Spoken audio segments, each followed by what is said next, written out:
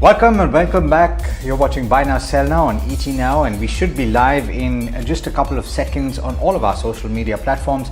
If you've logged in, do ask all of your questions for our experts. Remember to post your name if your handle does not contain it, and to tell us the duration that you would like to hold the stock for. Now, we've got a question coming in from Parth on YouTube, and he's asking about Balrampur Chini and the prospects for this counter for the short term. Kunal, I'm going to come to you on the charts. How does it look, and would you enter at this current level? So sugar space entire has done very well, but Balrampur Chini is also one of the few, I would say, stronger names in that sector. It's done reasonably well, and I think the good part about the charts for the very short term is that the stock has also gone through a time correction. Now it's spent almost like 1.5 odd month, over this level of 340, 350 as a pivot range for the stock. So I think that's also a good signal. It's come back towards 15-day moving average. So that's also a good support for Balrampur Chini. I would advise that you can look to trade from a short-term view. Keep this 50 DMA as a stop loss if you're looking to trade it from a very, very short-term view. That would be around 330, 332 levels for the stock, and targets you can expect closer to 365 to 375 range. Okay, this one is coming in from Matthew John. He wants to know if NAM India is a good long-term bet, and if one should enter, does it make sense to enter at current price? Gaurang, what's your take on NAM India? Does it make sense to enter at current levels for the longer term? So I think a lot has changed for this company over the past couple of years, and let me say this, Cheryl, that things have changed for good. Now, if you're wanting to get into the stock as a long-term story, then I think you should be a little bit disciplined in terms of your investment. Start accumulating at current levels, and you can possibly gradually on dips go on adding more. But yes, I think a lot has changed for this company in terms of management and past history that we have seen.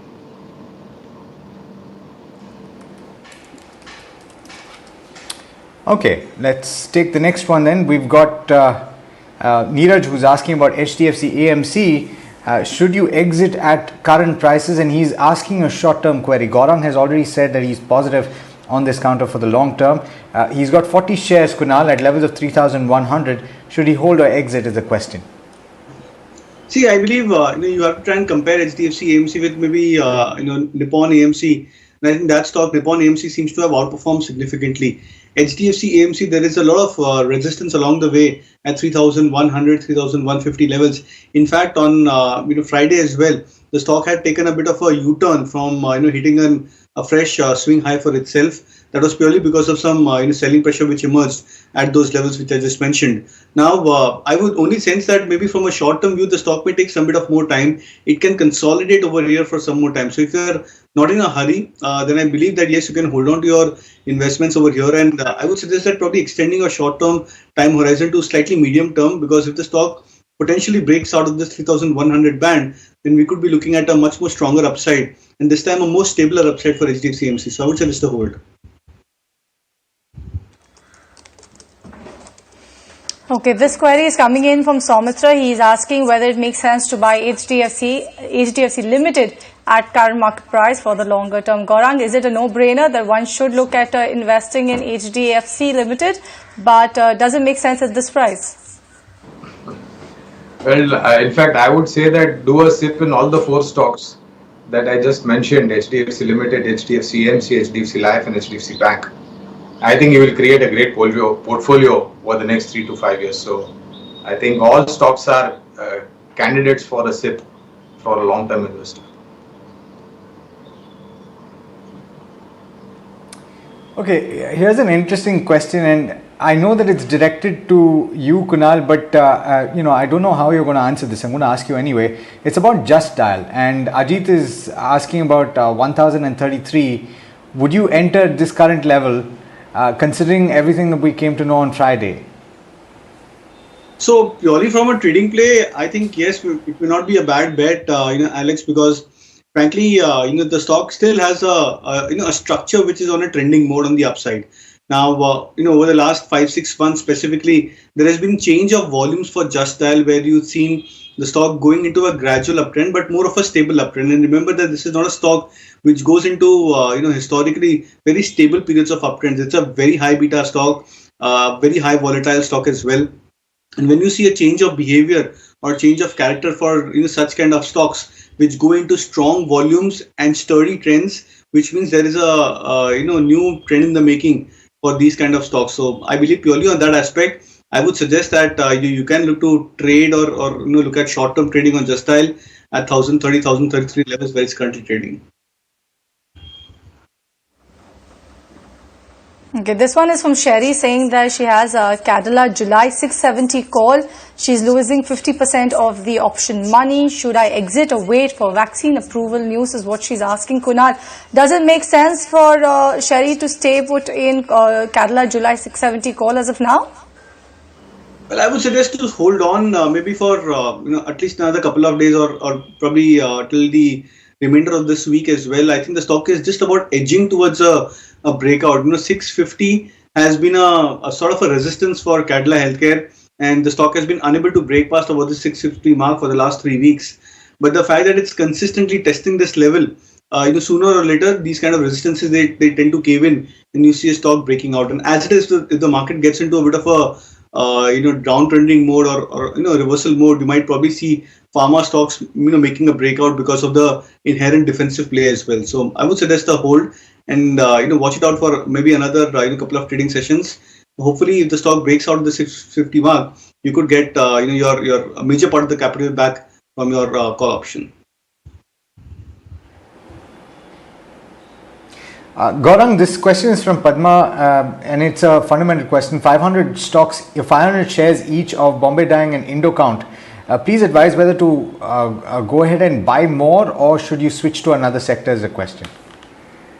Well, I think switching to a different sector would make great sense. And if I have to pick one or two of them, then from specialty chemicals, I think PI Industries or Pidilite would be a preferred investment, place to be in. And the next one would be possibly from life insurance sector. And over there, I've just mentioned HDFC Life, but we are also positive on ICICI Prudential Life. I think a switch to these two sectors and these two stock long term would make definitely great sense. Right, this one is coming in from Santi and on Dawat. So I believe she's talking about LT Foods. Correct me if I'm wrong, Kunal. She's saying that she's bought 300 shares of Dawat at 74 rupees per share. Please give your views whether she should hold on to the counter, and also does it make sense to add some more at current market price? I would advise to hold on Dawat or LT Foods. I think the stock has done reasonably well. The last 3-4 months it's gone to a sideways range, so probably it's trying to consume a lot of time and trying to go through a time correction. But then the structure for the charts on the long term has not changed. In fact, on the monthly charts there has been a indicator breakout for the stock as well, closer to 75, 77 levels when the stock had given a breakout, I think, last month. So I would suggest a hold on Dawat, and since you've already bought at a lower end, you already have that small buffer to build in. If the stock trend and the indicator patterns play out pretty well for the stock, then you could be expecting at least an 88 to 90 kind of a target range for Dawat over the near term. Okay, this one's also for you, Kunal. Adani Power is a stock. Manohar wants to know about an acquisition that he made at levels of 110.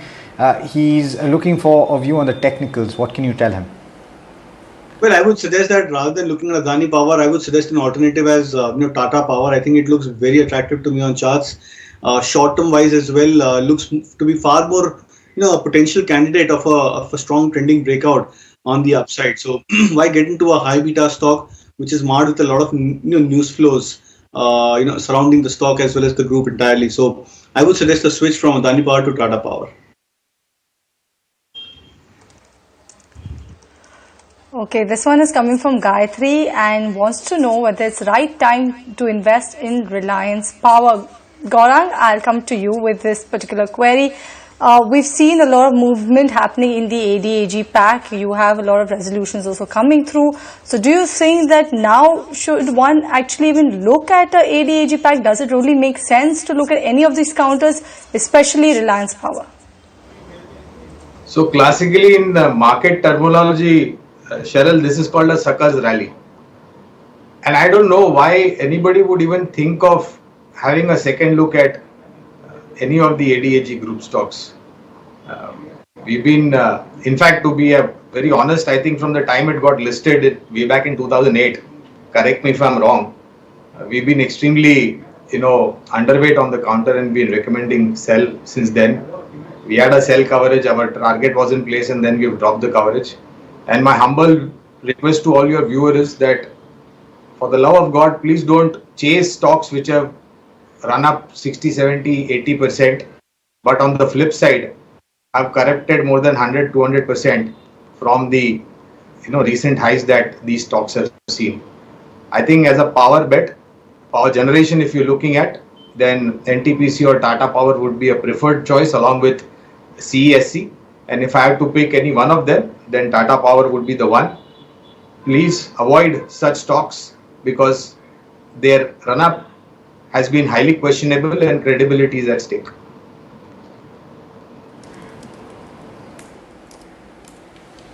Okay, just a small request to those of you who are tuning in online, please do not spam. It becomes very difficult for us to manage the chat box and it's counterproductive.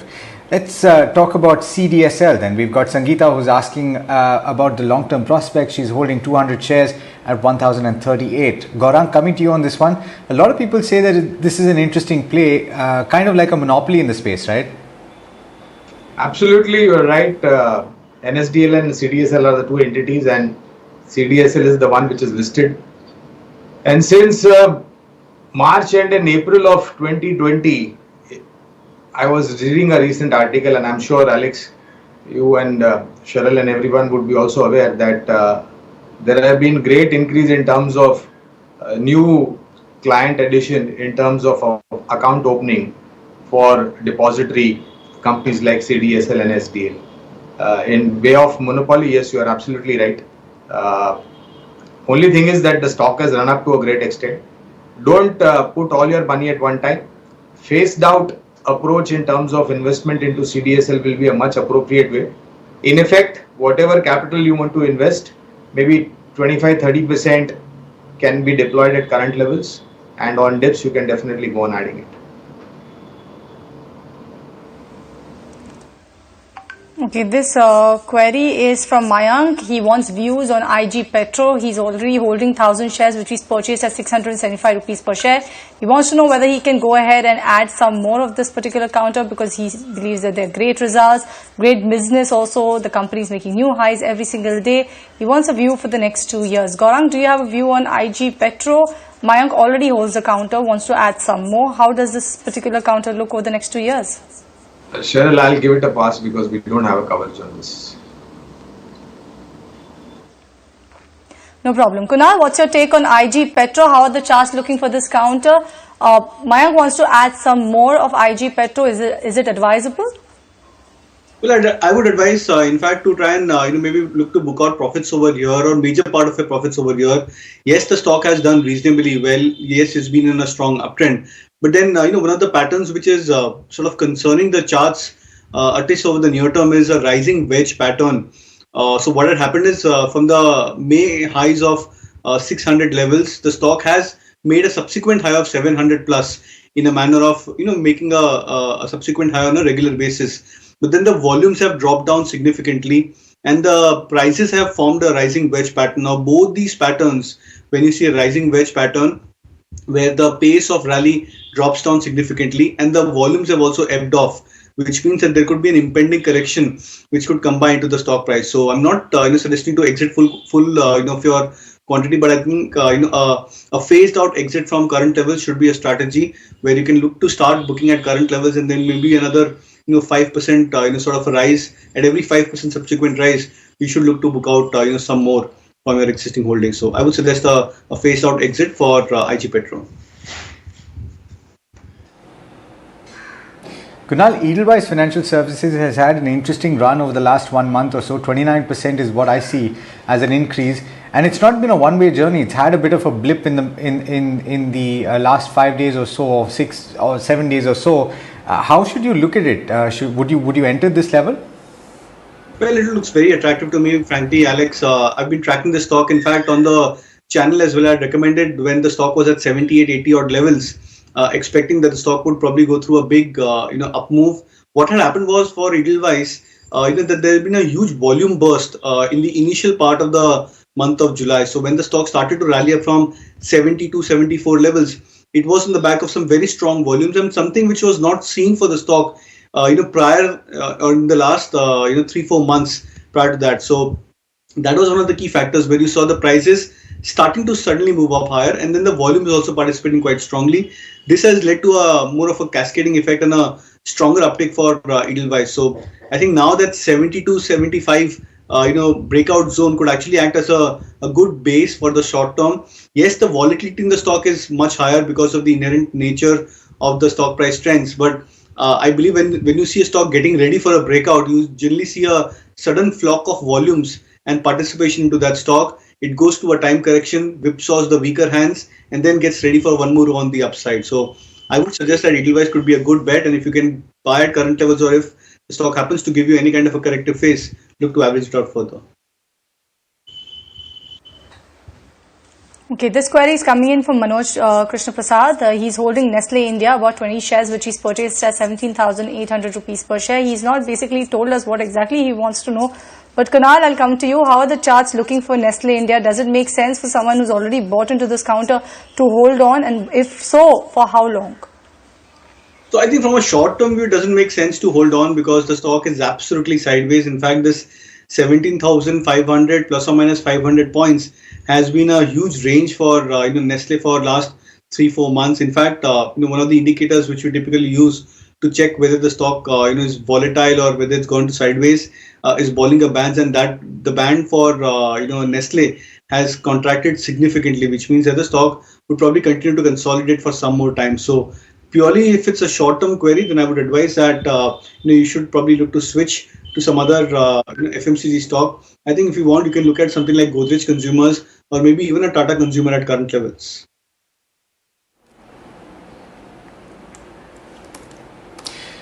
Okay, I know there are a lot of questions coming up. Let's talk about Zensar. Then Mr. Bhatia is asking for a fresh buy and whether it makes sense. Kunal, coming back to you on this one, would you buy and what is your target? So Zensar Tech has done reasonably well, like many of these other mid-cap IT stocks which we keep on discussing on a regular basis.